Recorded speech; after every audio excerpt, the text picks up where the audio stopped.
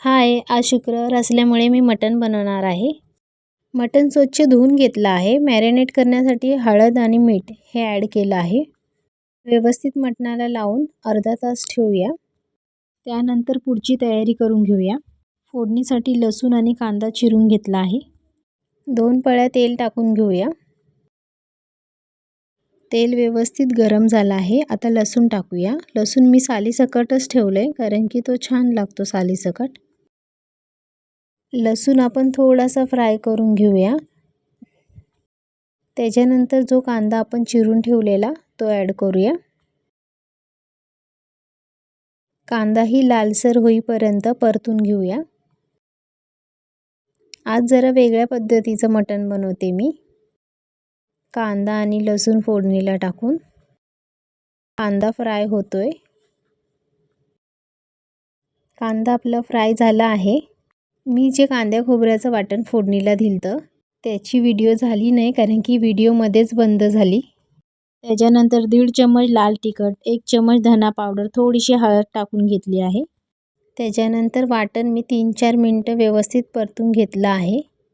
त्यानंतर मटण ॲड केलं आहे. मटणही ॲड करून मी 3 मिनटं परतून घेतलं आहे.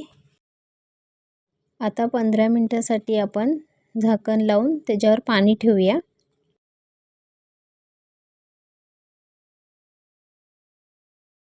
15 मिनटं झाले आहेत. आपण मटण हलवूया. मटणामध्ये पाणी नाही ॲड करायचं. वाफेवरच होऊन द्यायचं थोडा वेळ. पुन्हा मी 15 मिनटासाठी झाकण लावून ठेवलं आहे. पुन्हा आपण एकदा मटण पाहूया. हे बघा, मटणाला स्वतःचंच पाणी वळलं आहे. मी त्याच्यात पाणी नाही ॲड केलं. कुकरमध्ये टाकलं असतं तर लवकर झालं असतं. पण मी टोपामध्ये शिजवत आहे कारण मला टोपात शिजवलेलं मटण आवडतं. त्याची चवही छान लागते. मी थोडंसं मीठही ॲड केले चवीनुसार कारण की मॅरिनेट करता वेळेस आपण मीठ ॲड केलेलं होतं. मी थोडंसं गरम पाणी ॲड केलं आहे जे ताटावर होतं ते. पुन्हा एकदा आपण ताटावरती पाणी ठेवूया. मला जास्त रस्सा नको होता त्यामुळे मी थोडंसंच पाणी ॲड केले.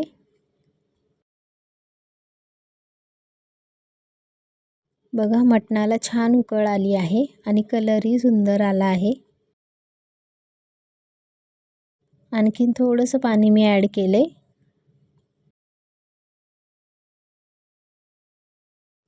एक उकळ येऊस्तर आपण थांबूया.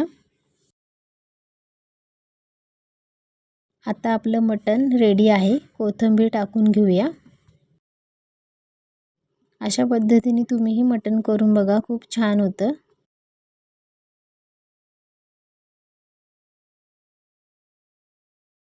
छान उकळी आलेली आहे आणि कलरही सुंदर आलाय.